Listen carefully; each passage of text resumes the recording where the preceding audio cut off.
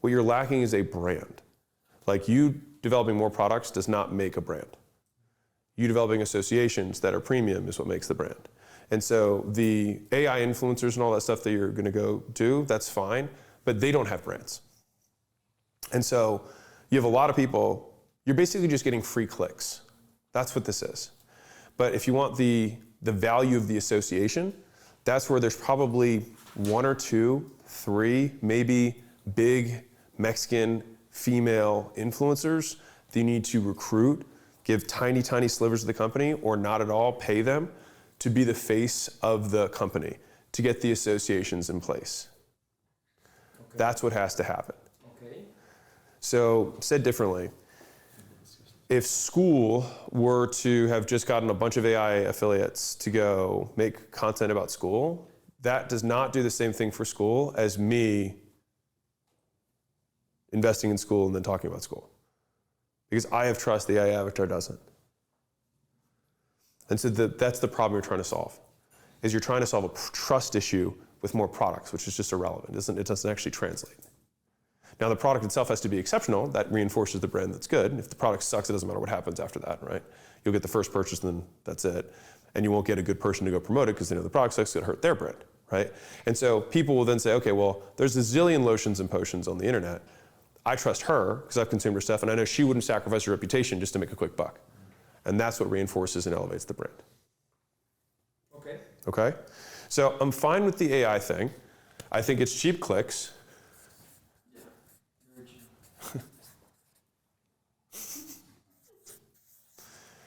I think that if you want to solve the brand thing, you need 2 to 3 premium associations. Okay. And here's where it gets really interesting.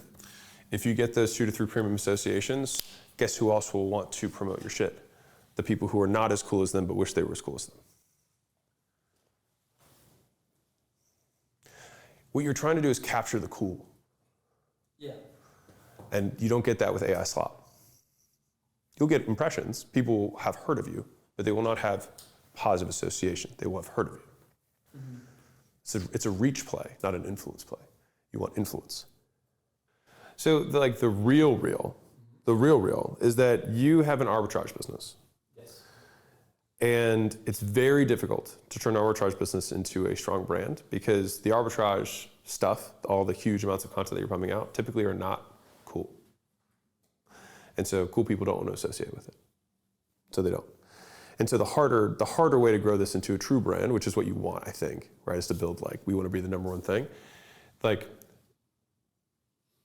Name a single skincare brand that is big, that has grown the way you've grown. That's grown the way I've grown? I don't know, Rode, maybe? Was it? Rode? They have how many big, they have you would know better than me.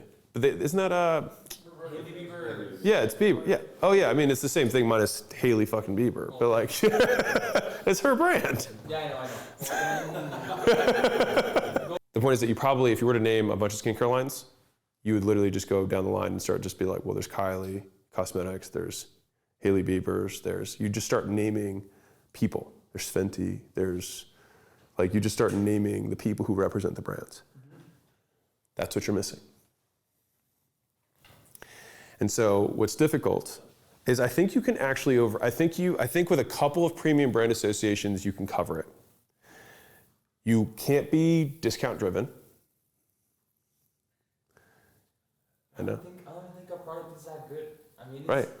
This is important because this is actually almost the same conversation I was having with Matej, but you're just selling a product. Right now, you have the e-commerce equivalent of an info business. It's more scalable. There's numbers. It goes up and down. It's all arbitrage. It's just buy clicks for X, sell them for Y, make the spread, and that's it. That's the game you're in. If you want to build a brand, you have to build it differently. You don't need to necessarily do that, though. I'm not telling you that's the answer, but I'm saying if that's what you want to build, you have to play it differently. So it means you have to get 2 to 3 premium brand associations. The content that you're putting out, it's not we just want to make as much content as possible, featuring the product. It's are the people in the ads representative of the avatar and the values that we want this company to stand for? And so then it starts to reinforce, because like, if you think about it like this, if you're like, I want to have 100 different avatars for 100 different demographics so I can cover every single type of person, you just communicate to the market that you are for everyone, which means you are for no one. Yeah. And so no one knows what you stand for, which is why you have no brand. And so you have to kind of like the focus thing, you have to, with a concerted effort, saying no to all of this, like we have no men, we're not doing men, we're not doing young women, we're only doing women that are older, and they have these 3 problems. And every single video is gonna hit on one of these 3 problems over and over and over again. And we're gonna get the aspirational hero to those ladies to say that we're the best. And then in order to get that lady to say we're the best, we have to be cool. In order to be cool, we have to make sure the product's good. So right now you're like, the product's it's like you own the fucking product. Like you should be the biggest, like the product's amazing, right? But the product has to be exceptional. Like you have to look at the Miss Universe and she has to get it and be like, this is amazing. And if it's not amazing, she's not gonna rep it. If she's not gonna rep it, long term, there's no brand. That's the reality of it. I'm not saying you have to do that. If you wanna build the brand, that's what it takes. And it will take longer. And that is why brands are valuable. Yeah. And arbitrage businesses are not. Yeah. It's just that there's going to be a trade that's going to happen with short-term cash. I have a friend who has a $300 million a year business that does weight loss related stuff. No one will touch it with a 10-foot pole because there's no brand. It's just pure media, performance-driven marketing the whole way through. All they have is just gurus online saying that it's a fucking scam and it's horseshit. That's all the videos online are just that. There's no one saying it's good. But that's all it is because they just make so much money, but they have no margins because the cost of acquisition is super high. There are months, and no one will buy them because the months are like, you go 14 million, 8 million, 30 million, 22 million, like it's all over the place because it's all driven by what your cost per click is. Yeah. And so the metric that becomes your North Star has to be revenue retention. Okay. And not subscription arbitrage, which is different. Could you differentiate those? Yeah, so like a subscription arbitrage is like, how do I get someone, like if I have like a buy 1 lotion and then it says buy 3 lotions, buy 6 lotions, buy 12 lotions, and I have enough like, CRO around it, I can get the average order to be 4 lotions or whatever. That's getting people to buy more shit, not more times. At the end of the day, the thing that makes the brand valuable is that you build a distribution base of customers who trust you and come back to buy. That is what builds the brand. And so to your point of like, when you build a brand, the person who buys it is happy to buy it because they can launch more products because there's trust in that distribution base. So the distribution is what the brand builds. My brand is meaningless without all the business owners who follow my stuff. The distribution is the value of the brand. So you have no distribution.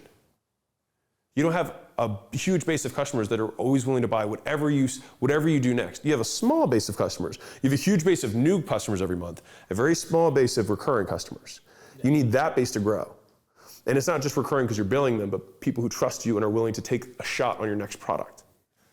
Real quick, I'm going to show you the exact 10-stage roadmap from 0 to 100 million plus that less than 1% of companies finish. I've now done multiple times. And so I can say with a lot of confidence that these are the stages as headcount increases that you need to get through. And I broke each of these down by 8 different functions of the business, what the constraint feels like what are the symptoms of it when you're going through it, and then what steps we actually took to graduate. And we've done this across software, physical products, service businesses, brick and mortar, all of this, and it works. And it's my gift to you. It's absolutely free. And so the link's in the description, but you just go acquisition.com/roadmap, just enter your info and it'll spit it right back to you, all free. I'd rather you just start a new brand refresh with a new product. You think? Yeah. You said you already have people online who, you have a lot of hate already. A lot of what? People who are not stoked about the product right now, right? It's harder to do a rebrand. It's harder to move a brand that, there's a reason that some brands at some point are just like, fuck it, it's better to just be brand new, get 2 people who are badass to associate with it, this is awesome. And they're like, oh, wait, they're that old company? It's like, really? And it's like, yeah, if you get that reaction, it's good because the old one was bad. Okay. So here's the playbook, is that you have to sell through your existing inventory, right? And let's just call it what it is, you're just gonna smash and grab, make the money that you can. With that cash, you're gonna fund the legit products. Part of that is gonna go to 2 to 3 premium influencers, the people that are the most recognized. Literally just go for the biggest person you can get. who will agree to sponsor it. Leverage that person to go get the other levels of affiliates underneath of them that are not as legit as them, but you can leverage their name. Yeah. And then that is the direction that the brand needs to go in. And then all the AI affiliates, influencers, whatever that you're going to build, you have to make sure that they're not representing everyone. They have to only represent that specific avatar. Otherwise, it'll look like AI slop. Right? You're going to repeat the same mistake. So everything has to be on message, everything has to be on brand, and it has to be aspirational. Yeah. Okay. Like people buy North Face jackets because they're like, oh, the jacket stands up on the peak of Everest.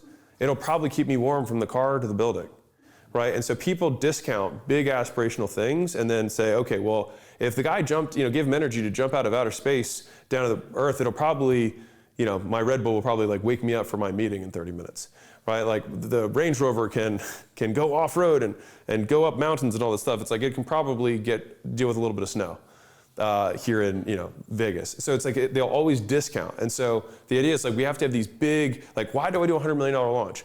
Because somebody would think, I don't think I can do 100 million, but like he could probably help me make an extra million.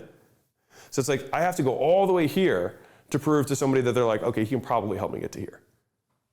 And so that's what the brand has to be aspirational. Think of it as an ideal that no one will ever achieve. And then you want people as close to that as you can. And the people that you're like, this is who we want, these people are cool, they capture our essence. Okay. And then you can use them to run ads, like whitelist them, right? As both affiliate side of getting more affiliates, and then also just direct to consumer. That's long-term how the brand gets built. Okay. And so for me, I just became that brand. But like Layla is there, Sharon is 100% aligned with how we do business, and so he's joining. So like ACQ is the larger brand that over time, the association ACQ has with me, why I wear it in every fucking video, and I will for years, and so Layla. And like that imprint, that association eventually gets built so that ACQ can just run its own ads. It doesn't need me, because I've transferred that. Have the best product, and then go get the coolest person to talk about the best product, and that is how you build the brand. To make the decision of do I rebrand or not, if when you go to have these discussions with the premium people, they're like, I think you're a scammer, I don't think this is legit, then you probably need to just rebrand it. If they're there and they'll take it and they're like, oh, this is a really good product, then you're probably fine. And then the brand will shift. I want you to get to the point where you love the products. Okay. That's what I want you to do. As soon as you love the products, then you can actually build a business around it. But until you have good products, it's all bullshit anyways. Also, you're not emailing at all, so you should email more. Please do that. Oh, yeah. Yeah, what percentage of revenue is email? I mean, in Shopify is only like 45% of our revenue, like 15%. Yeah, so it should probably be closer to 40. Email? Yeah. 40? Yeah. Yeah, so you need to email more. And you probably need to have flows for each of the kind of like decision paths. Like obviously abandoned cart flow, you need 2 to 3 emails a week that are going out for regular value. E-commerce done well is 50%. Yeah, so basically half of your revenue comes from email, if you do it right. Insane. Yeah, you're not emailing enough. Yeah. It's free. It's free. Okay. Yeah. So a lot of the big brands will actually just lose money on their straight store, and just literally 100% of their profit is email. They just look at what they generate from email, that's their profit. Okay.